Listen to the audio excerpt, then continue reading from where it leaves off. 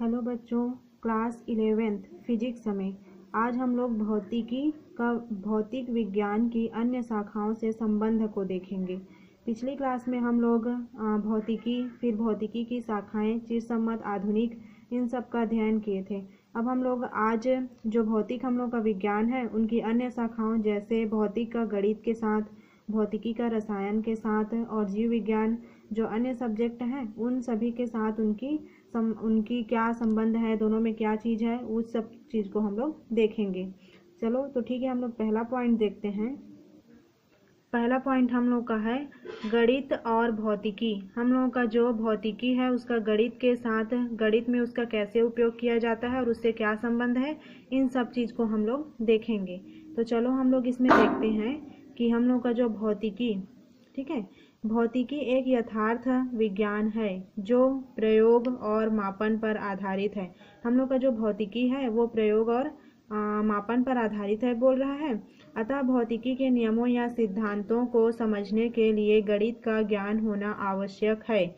ठीक है, इसका जैसे यहाँ पे दिया है, गणित के बिना भौतिकी संसार प्रसार हो पाना कठिन है। इसका हम लोग एग्जाम्पल ले लेते हैं गणित और भौतिकी के संबंध में। जैसे कोई भी नया मिसाइल बनाया जाता है और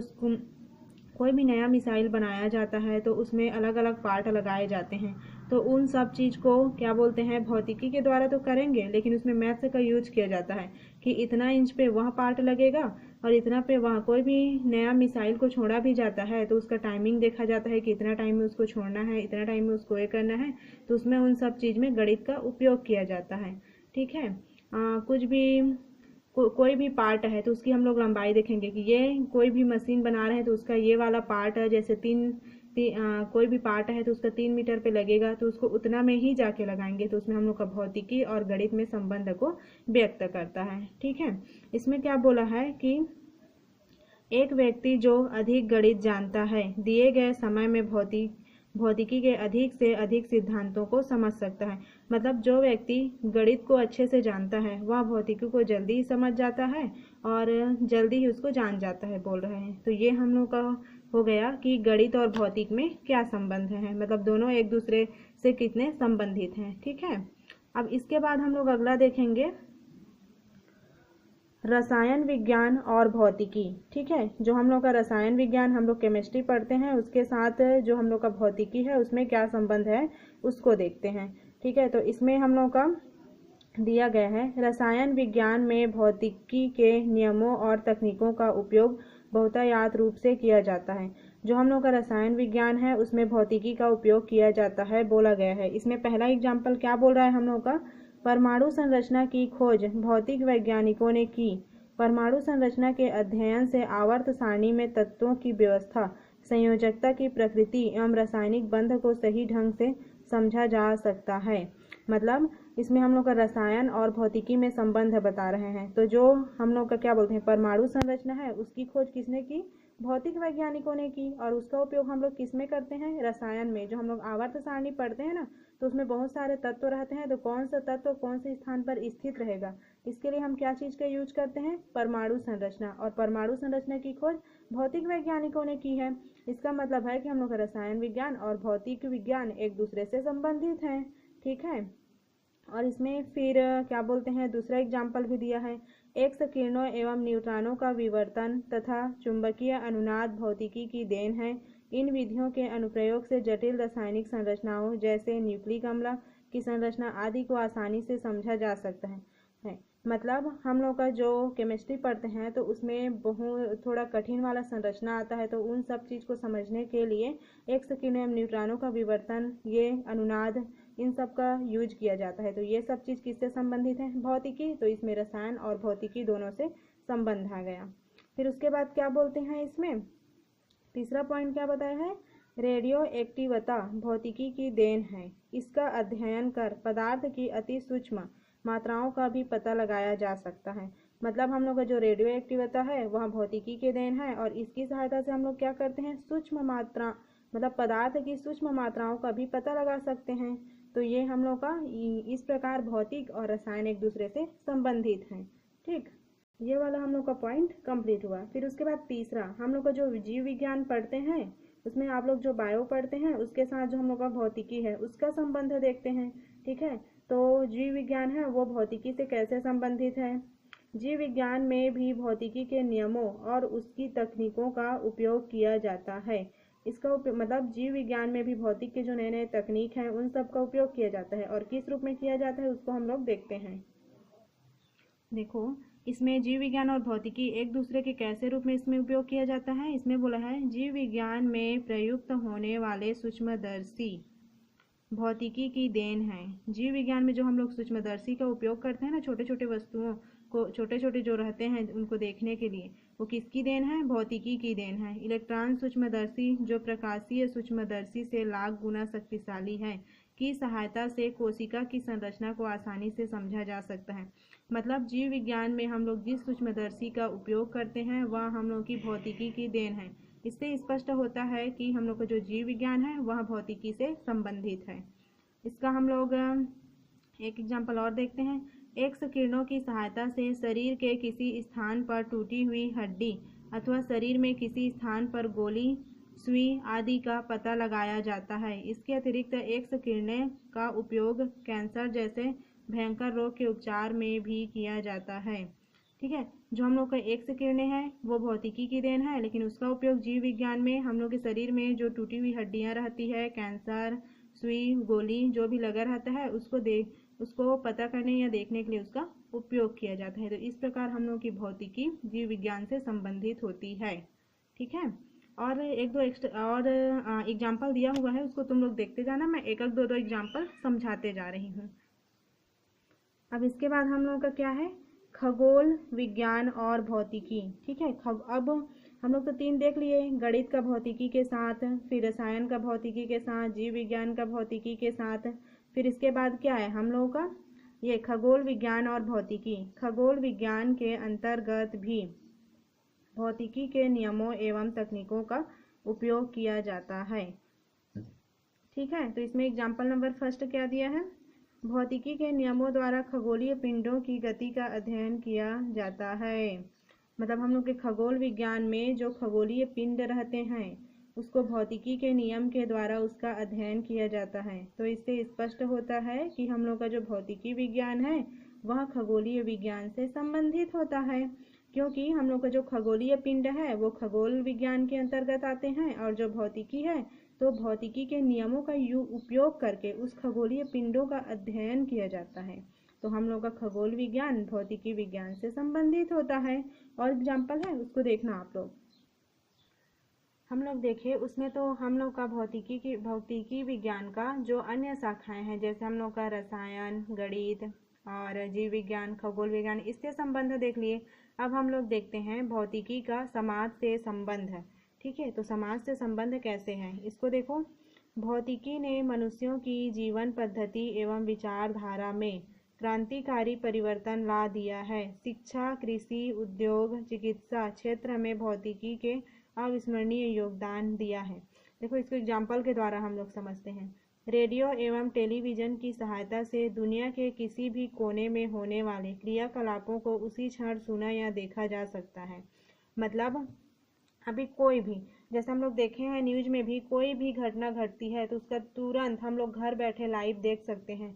जैसे हम लोग अभी घर में हैं और कोई भी चीज़ बिलासपुर में कुछ होता है तो उसका तुरंत वीडियो हम लोग देख सकते हैं न्यूज के द्वारा। अभी तो टीवी में न्यूज के द्वारा देखते हैं, पहले क्या बोलते हैं रेडियो में देखते थे, अभी हम लोग टेलीविज़न में न्यूज चैनल लगाए फिर जो चीज़ हुआ उसको देख सकते हैं। तो वो सब चीज़ किसके कारण है, हम लोग की भौतिकी के कारण। और जो घटनाएं हो रही है वो सामाजिक है। तो इससे स्पष्ट होता है कि हम लोग का भौतिक विज्ञान समाज से भी संबंधित होता है। इसका एक एग्जाम्पल और देखते हैं, ये वाला देखो। कंप्यूटर की सहायता से जटिल गणनाएं कुछ ही सेकेंडों में शुद्धता पूर्वक की जा सकती हैं। मतलब जो हम लोग की जटिल से जटिल गणनाएं होती है, जैसे हम लोग अभी देख सकते हैं कि पहले कुछ भी चीज़ स्कूल में भी काम होता था उसको रजिस्टर में पूरा लिख के रखा जाता था, लेकिन अभी क्या होता है सब चीज़ हम लोग का एक स्टूडेंट का पूरा बायोडाटा कंप्यूटर में रहता है। तो उसने क्या किया, कैसे, उसके बारे में हर चीज़ उसमें देख सकते हैं। हम लोग को ढूंढने की ज़रूरत नहीं है, कंप्यूटर की सहायता से उसको आसानी से देख सकते हैं। और बड़ी बड़ी जो जोड़ना घटाना वगैरह रहेगा उन सब को भी कंप्यूटर के द्वारा हम लोग आसानी से और बहुत जल्दी से कर सकते हैं। ठीक, इसमें दिया है कुछ महान भौतिक वैज्ञानी और उनके कार्य। जो महान भौतिक वैज्ञानिक हैं और उन्होंने क्या कार्य किया है उसको दिया गया है, उसको देख लेना ये वाला कि कौन सा वैज्ञानिक ने क्या काम किया है, किसने क्या काम किया है करके।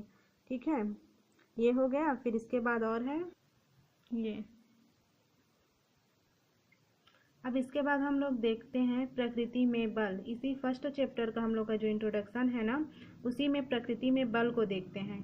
तो इसमें क्या बोल रहे हैं हम लोग का कि बल वह बाह्य कारक है जो किसी वस्तु की विराम अवस्था, गत्यावस्था, आकार या आकृति में परिवर्तन कर देता है अथवा परिवर्तन करने का प्रयास करता है। हम लोग का जो बल होता है, कोई भी हम लोग का बाह्य कारक जो किसी वस्तु की विरामावस्था, गत्यावस्था, आकार या आकृति में परिवर्तन कर देता है। ठीक है, जो हम लोग का बल है उसका एसआई मात्रक क्या होता है, न्यूटन होता है। ठीक है, इसे संकेत n से प्रदर्शित करते हैं। जो न्यूटन है उसको, यह एक सदिश राशि है। ठीक है, तो प्रकृति में हम लोग के बल हैं उसको हम लोग देखते हैं, और कौन कौन सा बल है उसको भी इसमें देखेंगे।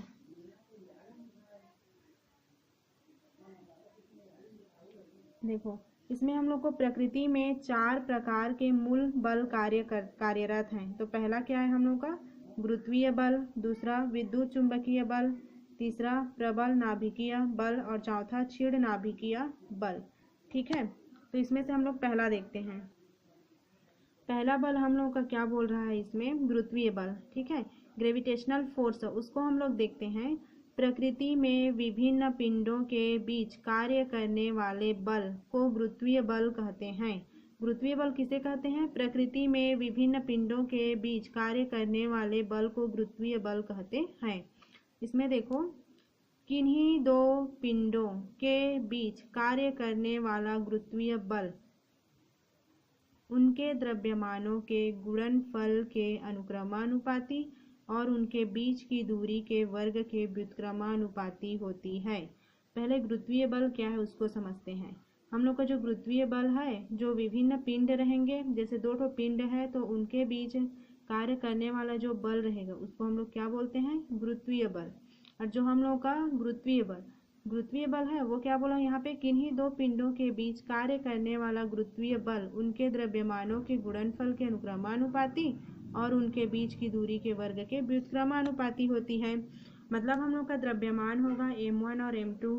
ठीक है, तो हम लोग का उसमें जो गुरुत्वीय बल होगा वह उसके क्या होगा, अनुक्रमानुपाती, और उनके बीच की दूरी को हम लोग लेंगे r, तो उसकी क्या हो जाएगी, r क्या, व्युत्क्रमानुपाती, मतलब 1/r का स्क्वायर करके रहेगा।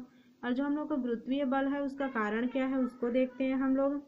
ऐसा माना जाता है कि प्रत्येक मूल बल के अभिलाक्षणिक कण होते हैं जिन्हें क्वांटा या विनिमेय कण कहते हैं। मौलिक कणों के बीच लगने वाला मूल बल इन्हीं, ठीक है, मतलब जो हम लोग का गुरुत्वीय बल किसी भी पिंड में उत्पन्न होता है तो उसका कारण क्या है उसको हम लोग देखते हैं। ठीक, तो इसमें देखो, जो हम लोगों का गुरुत्वीय बल है उसकी उत्पन्न होने का कारण क्या है, क्वांटा में विनिमेय कणों के आदान प्रदान के कारण उत्पन्न होता है।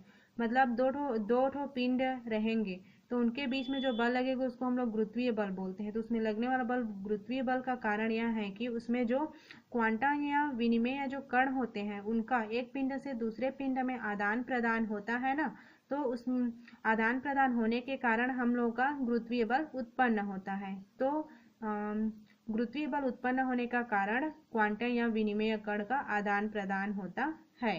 ठीक है, गुरुत्वीय बल से संबंधित विनिमेय कणों को गुरुत्वायन कहते हैं। गुरुत्वीय बल गुरुत्वायनों के आदान प्रदान के कारण लगता है। ठीक है, फिर इसके बाद गुरुत्वीय बल है हम लोगों के, उसकी विशेषताएं हम लोग देखते हैं। गुरुत्वीय बल की विशेषताएं क्या क्या हो सकती है। ठीक है, यह बल व्युत्क्रम वर्ग के नियम का पालन करता है। व्युत्क्रम वर्ग के नियमानुसार 2 पिंडों के बीच कार्य करने वाला बल दूरी के वर्ग के व्युत्क्रमानुपाती होता है। हम लोग का जो गुरुत्वीय बल होता है वह व्युत्क्रम वर्ग के नियम का पालन करता है। तो इसमें व्युत्क्रम वर्ग का नियम हम लोग का क्या होता है, उसमें जो दूरी रहता है उसकी क्या होती है, व्युत्क्रमानुपाती होती है। दूसरा इसकी विशेषता क्या है, यह सदैव आकर्षण बल होता है। जो हम लोग का 2 ठो पिंड रहेगा उसमें गुरुत्वीय बल लगेगा, वह सदैव आकर्षण बल लगता है। तीसरा, इस बल की परास बहुत अधिक होती है, यह बल अनंत दूरी तक कार्य करता है, इस प्रकार यह दीर्घ परास बल कहलाता है।